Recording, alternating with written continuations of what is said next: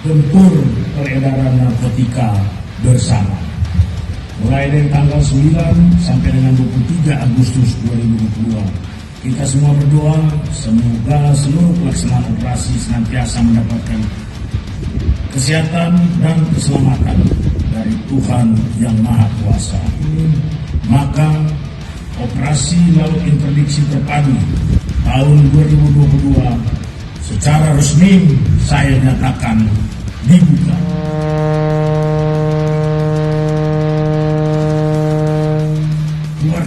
Keluarkan. Hormat senjata.